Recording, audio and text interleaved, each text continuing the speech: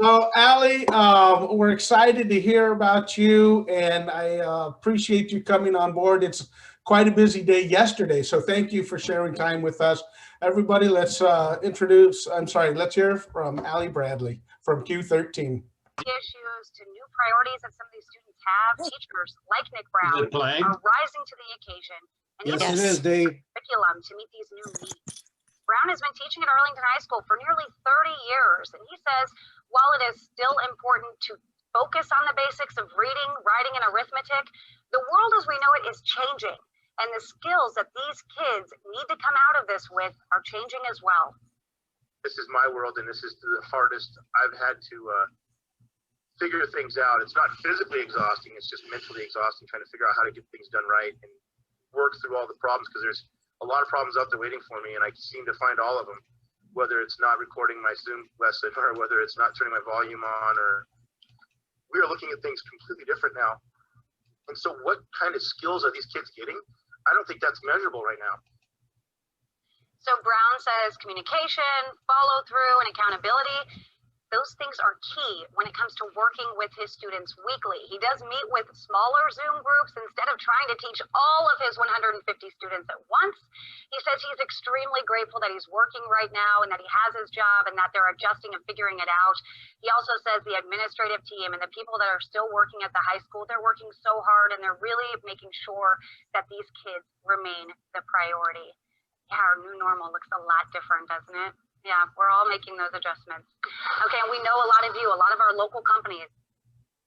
Okay, so there's the introduction. So I may be a coug, but I do have two dogs that are hanging out. This is Bob and Phyllis, so they get to kind of be introduced too because they're bothering me. So if they make an appearance, now you guys know. So as John mentioned, I am from Arlington. I graduated from Arlington High in 2003. We're from Oso, so my mom and dad, my mom owned the Oso General Store, so that community obviously devastated 6 years ago by a landslide, really literally hit home. Luckily, we didn't lose any family members or anything like that. So it was a really tragic thing for our community and was hard to report on from afar. I wasn't home at that time. I was in Wyoming. Which I'll get to in a little bit, but I'm from Arlington at the heart, born and raised, as John mentioned. I graduated from WSU in 2007. My shirt says Pullman. We always find our way back home. And I'm a sorority girl. I was a Pi Phi. So this was one of our philanthropies that they did this year to try to help raise money while the sorority was struggling, right? Because there's not a lot of on-campus things going on right now for them to raise money. And okay, guys. Thank you very much. You stay over there. So basically, I don't know if you guys are familiar with kind of how the path to becoming an on-air journalist really works. It's kind of, when people ask me how to do it, I always say there's a tried and true way. Start at the bottom, earn your stripes, and work your way up. And that is so true in this industry. I took a couple of years off and went to Los Angeles because I was working for Fox Sports Northwest. And it wasn't really producing the career path I wanted. So I took a little break and tried to pursue things naively kind of in Los Angeles, thinking that it was going to be a little easier, and it was not. So I ended up kind of saying, okay, you know what? I'm going to fully commit to getting into the career that I went to school for and to really be able to be a voice for people that don't have one. I've wanted to get out of this business a couple of times because it's been very hard over the last 4 years. I'm sure you guys are aware. For journalists, it's been really difficult. And my mom said, you don't get to do that. God gave you a gift. You have the megaphone for people that don't have a voice. And that really speaks to me and is something that I do hold dear. And I really think about that when I'm having hard days is I get to be that voice. It's a privilege. I get to do that. So I love what I do, but it definitely comes with its challenges, and it definitely took a long time. So my first stop was Casper, Wyoming. For some perspective on how small that market is, there are 203 markets in the United States. So those are news station markets: Seattle, Portland, Casper, Bangor, Maine. Those are some of them, just to name a few. And so the numbers get smaller as they get bigger. For example, New York is number one. Casper was market 197.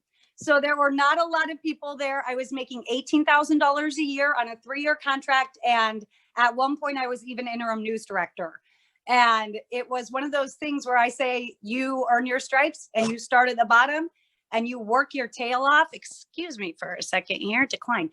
And you work your tail off and you say, this is what I want. And that first market weeds out the weak, is what I say. It weeds out people that aren't passionate about journalism, that, just maybe want to be on TV or think, oh, well, it's kind of like acting. I've heard that a lot. And those beginning markets, when you're making less than a Target employee makes, because my little sister was working at Target at the time, it was hard. It was really hard to make ends meet. I was living in government subsidized housing, but I did not qualify for food stamps. We made just enough that we could hardly survive. So you definitely had to, earn your stripes at the bottom. And from there, I went to Toledo, Ohio.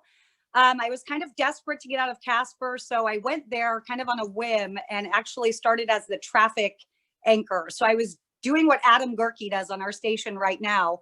And we ended up, I was anchoring as well. I was doing one of our shows during the day at 9 o'clock in the morning. So it was a very weird, busy day.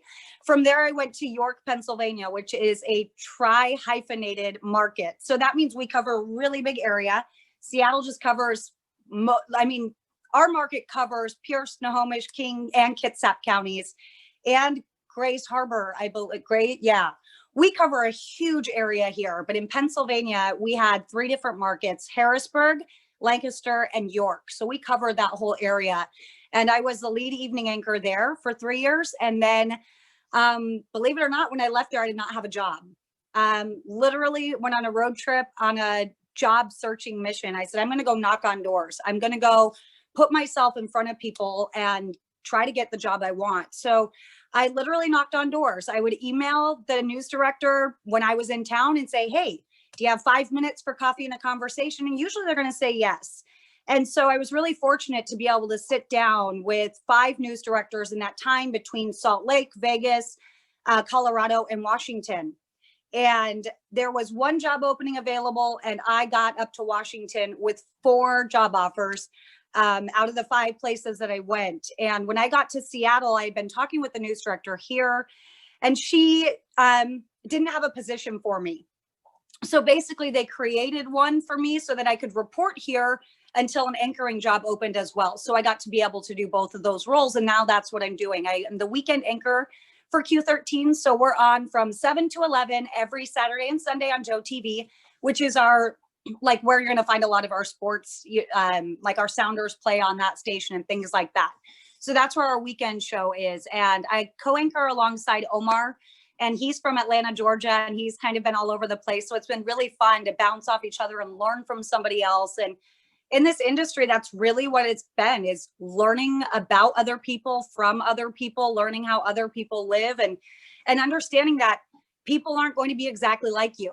And that's okay. That's where these conversations come from. And I honestly wish our country was more open to having those hard conversations right now, because it has been a really tumultuous time. Obviously, I joked and said I've been up since 2 a.m, but what I didn't say is I went to bed at 12:30 a.m. because we were all glued to our Twitter.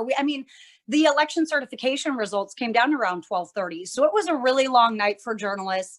And really, frankly, if I'm being honest, it was really scary going into work today. Seeing things in a Capitol building yesterday where people had etched in "murder the media." That was a really hard thing for us to see. And what's even harder is in the community right now. I appreciate you guys having me on, because right now it does feel like we are kind of persecuted in a weird way, because there's a lot of blame on the media right now. And what people don't really put into factor is that there's the mainstream media, which is the really big guys, right? It's the cable news networks. And then it's your local news. And our local news, we're your neighbors. We tell your stories. I'm up in Arlington all the time reporting.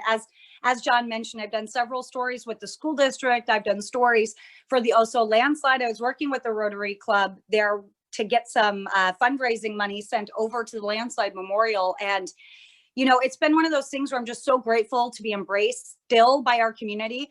So I certainly am blessed. I am fortunate every single day that I get to wake up and go to work. even though it is at 2 a.m.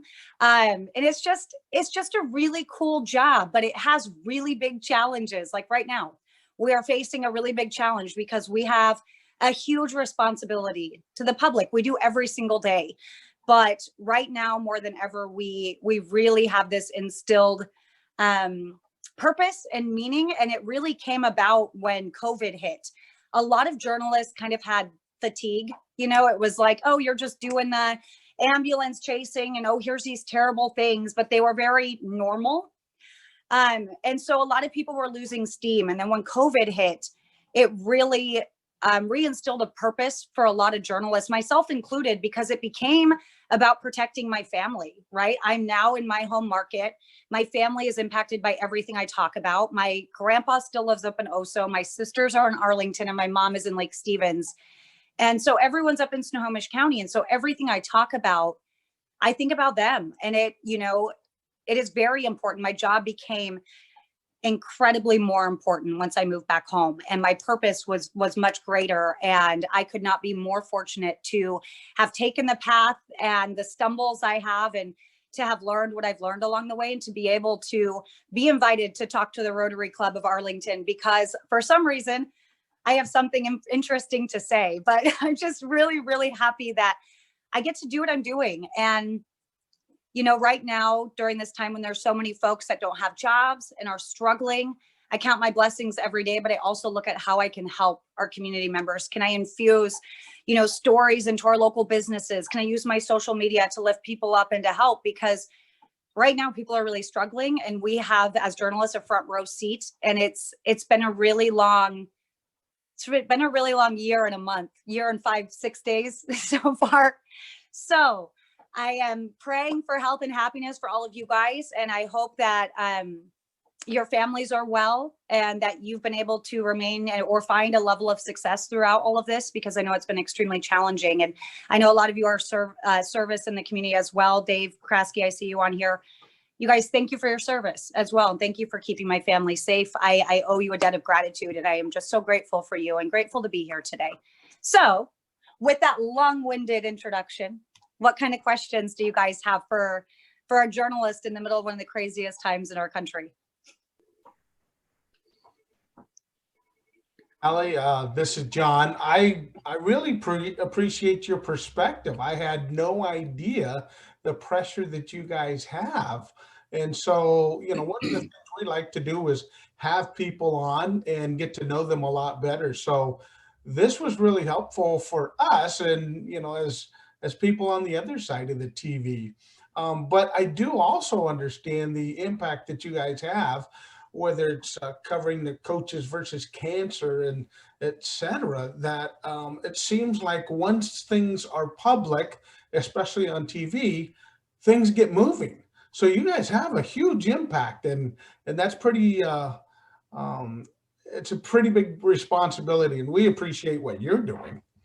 Well, thank you. I really appreciate that. And I've talked to a lot of Washington State Patrol troopers and firefighters when I've been out on the scene, and we oftentimes, like you mentioned, the pressure and stuff we're under, and Dave, I'm sure you will understand what I'm talking about too. We go and we're on the scene almost as soon as the firefighters are, right? So we see the trauma, we see the bodies getting extracted from cars, all of those things. And sadly, people look at us like we're extorting people. And I'm not trying to be a victim. I don't want you guys to think that. But no. when you see people reporting things, please take a minute before you jump to conclusions. Most people are like, you're not being sensitive. Unfortunately, we have a really hard job sometimes, and black and white things are what we report, and we're not supposed to put emotions with things. We know things are tragic, and we try our best to be sensitive to those things. And sadly, though, the trauma that we go through, and similarly PTSD kinds of situations, I know a lot of colleagues deal with that, but there's just not a lot of compassion surrounding it. So I'm really grateful for my colleagues that we can kind of lean on each other and talk about our experiences. And even it's odd, but when we're out on crash scenes and things, like we'll kind of like get, you know, we disconnect from the scene, and we're just having a conversation, like, you know, Allie and Dave Kraske. And it's one of those things where you just forget what's going on. And then you're all of a sudden like, oh my gosh, I'm at a crash scene. Because unfortunately, we have to desensitize to a degree, or else we bring that home every day. That then goes on to our families, that then goes on to our personal lives and all of those things. And when they say you have to leave your work at the door, that's very much the truth. So we certainly deal with a lot of things I don't think a lot of people think of. But you know, I enjoy breaking news the most. It is my biggest passion at work, other than doing community events like the Coaches versus Cancer event. Oh, I took so much pride in that. But being able to go out and report on things that are happening as they happen, it is this adrenaline fueling, jump out of the plane kind of feeling. And you're on live TV, and you have, as we mentioned, this huge responsibility. You know, you have people's lives, you know, almost in your hands, and you have families that are learning things for the first time, sadly, with media a lot. So we work really hard to do what we do, and do things that aren't great. You know, we have to be in situations that are really hard to handle. So when you're looking at people, when journalists post things or when news stations post things, nobody's trying to be insensitive. It is just part of our job, unfortunately, right now. So, well, it always is. You know, we have to report what's going on in our communities. So, you know, if down the road you see somebody that looks like they're struggling in the media or something, reach out, because they might be. You know, if you have some compassion to spare, that journalist might need a little virtual hug. Allie, this is Bob Campbell. I'd like to ask you about the mechanics of being a reporter as well as being an anchor. So how do reporters get assignments, and do you have assignment is approached and the story that comes out of it, or is it edited and structured so the station has some role of what your reporting will edit? And then when you become the anchor, do you have some journalistic freedom to be able to tell that story, that the stories that are coming in, or are you is it produced and written so that you're really just reporting the station's story? I'm just trying to understand the mechanics. Okay, so I'll start with the reporting side. So our days start every single morning at 3 a.m. with the station, with a morning show phone call. And on that morning show phone call, we go through what kind of the news of the day we're anticipating is going to be. We know certain things, like we know when Governor Inslee is going to talk. We know when there are big press conferences, news conferences, because press isn't a thing anymore. We know those things, so we can plan for those. So when we get on this call, we, as reporters, there's 2 reporters in the morning every day. And so I work Wednesday, Thursday, and Friday for the reporting side of things. And so every Wednesday morning we get on the call, we each as a reporter have to pitch a couple of stories. So we'll pitch, hey, I have a teacher that is up in Arlington that, you know, found a way to creatively teach his students. Here's who I got to talk to. And all the levels of it have to be fleshed out. You have to have someone ready to talk either at 4 a.m. or you have to have them on camera the day before, which Kraske is very familiar with. I've shaken him down a couple of times at like 5 a.m. So we have to have that part fleshed out as reporters. And then what happens is we kind of have a think tank. All of us, the producers, there's 5 producers in the morning, including an executive producer who kind of calls the shots because our news director isn't awake yet. So we have our own team, and we all collectively kind of say, what is the most important things that we need to be covering today? What is that story? How are we going to make that story in Arlington matter to someone in Puyallup? How are we going? I mean, we have a very vast area that we're covering, so we have to take these things into consideration. And then we also have to say, well, where can we be live? Where can we go live at this morning that we'll show a background, or we'll show where we are, we'll have meaning to what we're doing. So all of those things get factored into what story gets chosen for us to report on for that day. And then once we're reporting on it, whatever sound interviews we get, we do those ourselves. So when I'm interviewing the fire chief, that is me on the other side. You just don't see, you know, I'm asking him the questions if I'm the reporter generally. And then I write my script for that, and my executive producer will go through and tweak it. All of my scripting will come basically attributed to the official I talked to, or, you know, straight from the source, but I write it in the words that I would use, so that I'm making sure that I'm depicting the correct sentiment, the correct verbiage, things that they really want to get across as well. So we go through that process. And on the morning show, we do mostly what we call live VOSOTs. So a VO is video. It's going to go over top of us talking. So when you're watching the news and you hear a reporter talking, but you're seeing the chaos at the Capitol last night, that's called VO. Now, when you hear SOT, that's going to be a soundbite from somebody. I'm picking on Kraske because I interviewed him not that long ago. So you'll hear a SOT from him. And then when you hear, if I say, okay, take a look at this story, and it's a tracked version and it's a 2-minute long piece, like kind of what you just saw with the Nick Brown piece, that's called a package. We edit all those pieces together. There's no live elements other than us in the beginning of it tossing to our package. So I would say, you know, this morning I got the opportunity to talk with a teacher up in Arlington. He's doing all of these different things to help his students learn at the highest capacity. Here's that story. And then for about 1:32 minutes, there will be a tracked story that nobody touches. It runs, you know, because it's put together. Now, Bob, did you have any other questions about the reporter side? Did I cover that? No, that's good. So gives me a good handle on your role. Now, how does that get to the desk and become a reporter? When we come in, what we get is we all work out of the same news program. We all have rundowns. So every day we have rundowns broken down by an hour, and each hour is broken down into blocks. So A, B, C, D, all the way down to F. Our A block is at the top. The D block is the piece that you'll see the welcome back, thanks for sticking with us, because that's at the half hour. So when you're an anchor, you sit down and you read each script that is with your name on it. We are all assigned, as an anchor, you and your colleague are usually assigned stories, so you know what you're going into. You know when you're going to have a really tough name. Those things are really hard. But as far as you said, do we have like journalistic freedom to be able to adjust things? Absolutely. We have all the autonomy to say, hey, I have a question. Hey, I changed this into my words. This isn't conversational. I would never say this person is deceased, or you know, the pedestrian, things like that. That's not conversational. So we adjust it to the way we would say it. We read it all over. If we have questions, we fact check. We source check. We go and look ourselves as the anchor, because what viewers see is the talking head, right? They see us reading the words and they don't realize someone else wrote that.